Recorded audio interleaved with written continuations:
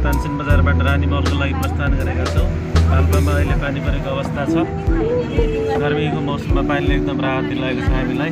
पानी परेर अहिले बन्द भएको अवस्था छ।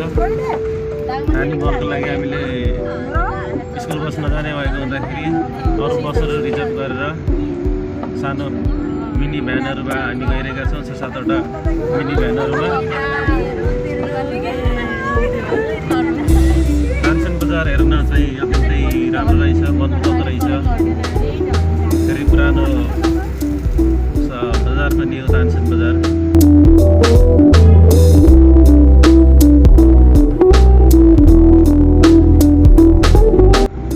अहिले हामी बजार एरियाबाट बाहिर पुगेका छौँ। बजार एरियाबाट बाहिर जाँदै गर्दाखेरि पानी परेर आकाश पनि खुलेको अवस्था छ।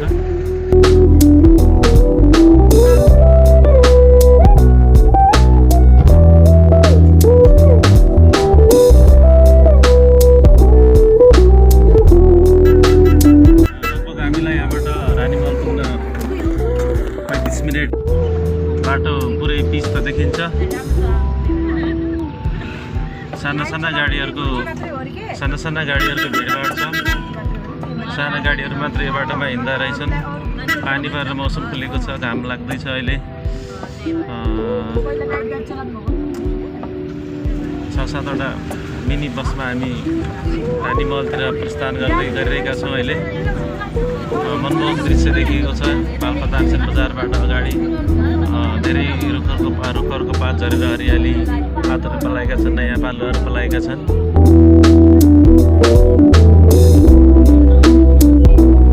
पाल्पा करुवाको लागि प्रसिद्ध, ढाकाको लागि प्रसिद्ध स्थान हो भने अत्यन्तै घुम्ने धार्मिक पर्यटकीय स्थलहरू पनि रहेका छन्, जुन मध्येमा रानी महल हो एउटा। त्यो रानी महलको बाटोमा हामी अहिले हिँडिरहेका छौँ।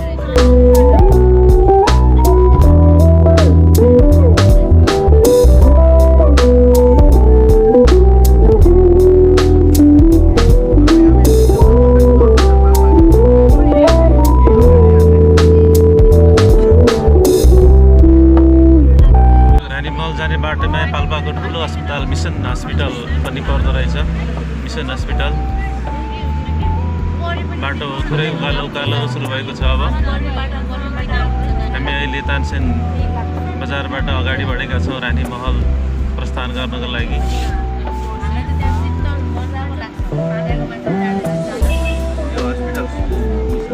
मिसन हस्पिटल रहेको छ यहाँनिर। पाल्पाको अत्यन्तै चर्चित हस्पिटल, सुविधा सम्पन्न अस्पताल पाल्पाको मिसन अस्पताल हो यो। गाडीको साह्रै भिडभाड हुँदो रहेछ।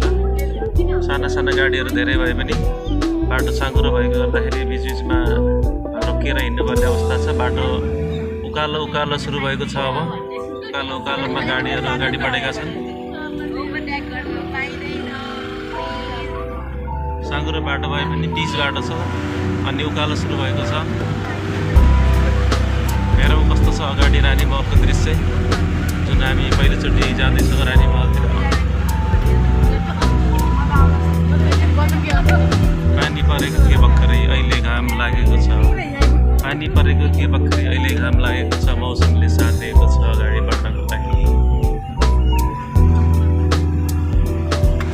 माथितिर सल्लाहका रुखहरू पनि देख्न सकिन्छ। श्रीनगर माथि सल्लाहका रुखहरू देखिएको श्रीनगर हो यो। रानी महल जाने बाटो फेरि ओह्रालो सुरु भएको छ। ओह्रालो यात्रा गरिरहेको मान्छेलाई त त्यस्तो डर नलाग्ला, तर पहिलोचोटि आएको मान्छेलाई अलिअलि मनमा डर लाग्नु स्वाभाविकै हो।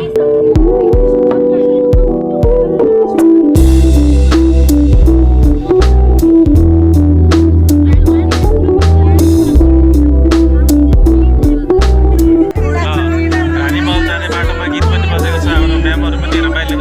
छ गाडीभित्र म्यामहरू रमाइलो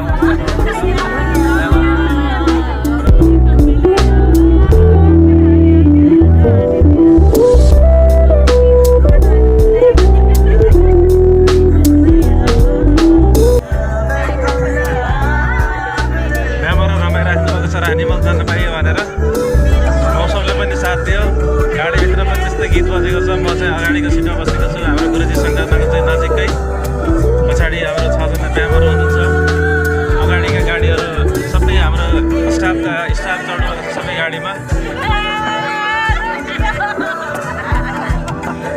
हामी रानीमहलको लागि अगाडि बढिरहेका छौँ रानीमहल प्रसिद्ध कालीगण्डकीको किनारमा रहेको रानी महल प्रसिद्ध स्थल रानीको सम्झनामा बनाएका थिए मल्ल राजा मल्लकालमा बाटो ओह्रालो सुरु भएको छ अलि डर लाग्ने बाटो छ पानी परेको हुँदाखेरि चिप्लिन्छ कि भन्ने डर पनि रहेको छ हामीलाई पानी परेर भर्खर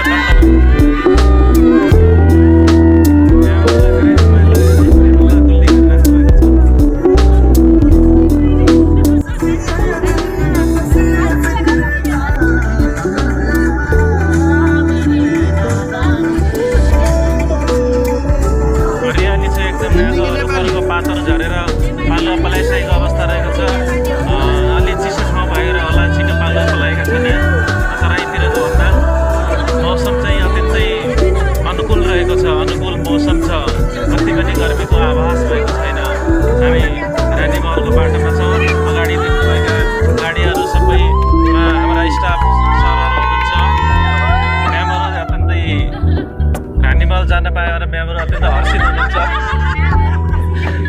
एकदम खुसी हुनुभएको छ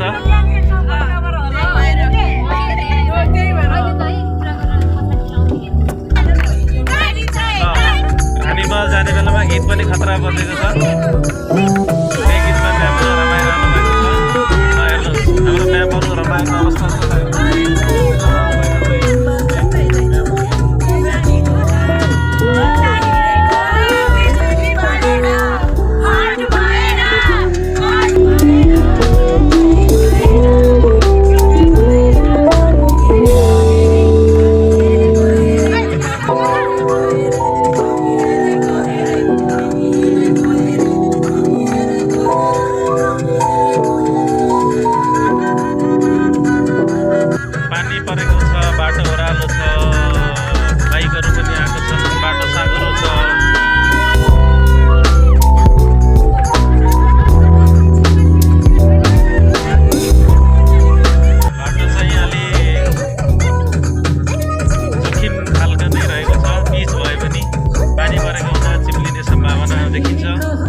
गाडीको लागि त त्यस्तो समस्या नहोला बाइकहरूलाई अलिक समस्या देखिन्छ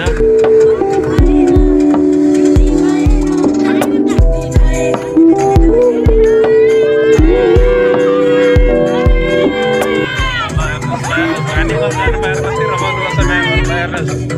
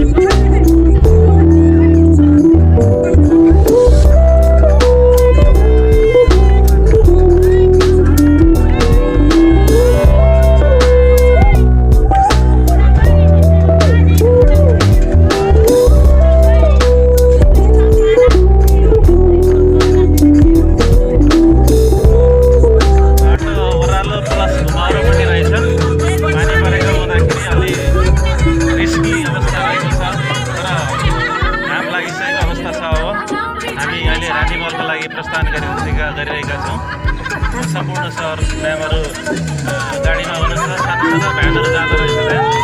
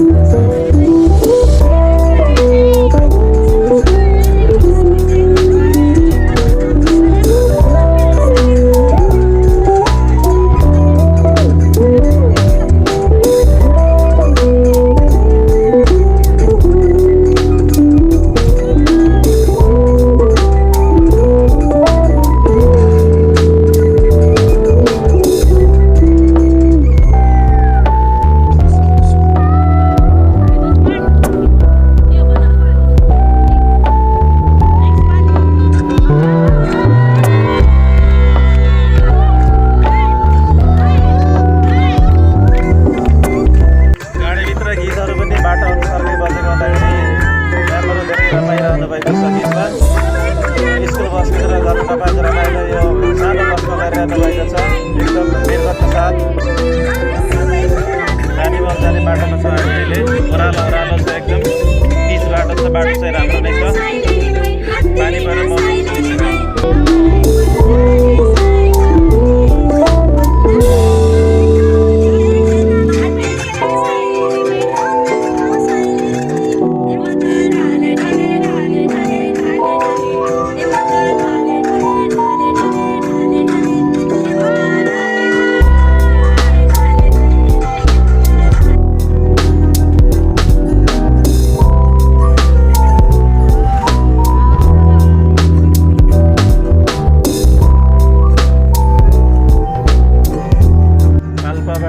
रानीमहल जानको लागि बाटो पुरै होला ओह्रालो रहेछ। आउँदाखेरि त पुरै उकालो पर्ने रहेछ। अहिले पुरै ओह्रालो छ बाटो, पुरै ओह्रालो छ बाटो। पिच बाटो भए पनि पुरै ओह्रालो बाटो छ। आउँदाखेरि पुरै उकालो पर्छ होला। त्यही पनि गाडी एकदम स्मुथली चलिरहेको छ।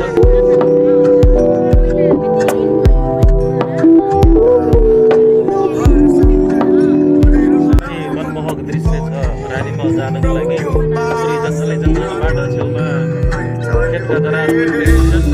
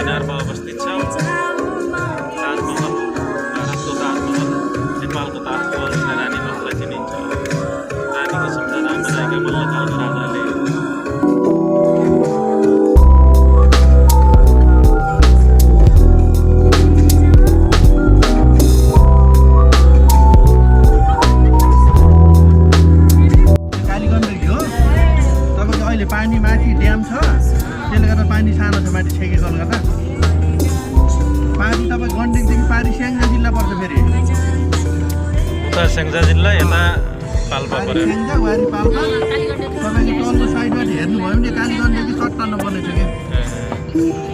ल हामी अब रानीमहलको नजिकै आइपुगेका छौँ। अनि अनि त्यो बाटो मास्तिर जाने बाटो देखिन किन त्यो गयो भने रिडी गइन्छ फेरि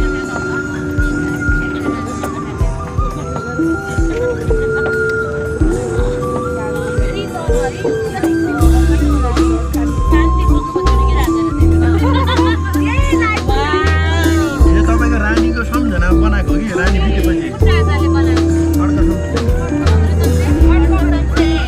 हामी रानी महल आइपुगेका छौँ कालीगण्डीको किनारमा रहेको छ रानी महल अब हामी एकैछिनमा गाडीबाट उतेर रानी महल फोटो जानेछौँ खिच्दाखेरि मलमा खिचेर बाहिर त्यो बालुवातिर आएर खिच्नु भयो नि राम्रो आउँछ बाहिर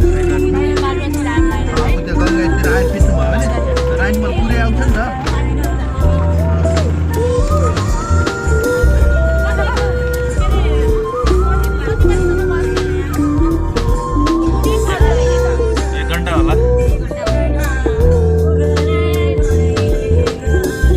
सेतो कलरमा रहेको छ रानी महल कालीगण्डीको किनारमा चट्टान माथि छ कालीगण्डीको किनारमा आएको छ हामी सेतो रङमा रहेको छ रानी महल अत्यन्तै आकर्षक रहेको छ मानिसहरूलाई मन लगाउने खालको छ रानी महल किनारमा आइपुग्यो हामी कालीगण्डीको किनारमा अब हामी एकैछिनमा बसबाट झर्नेछौँ रानी महलतिर प्रस्थान गर्नेछौँ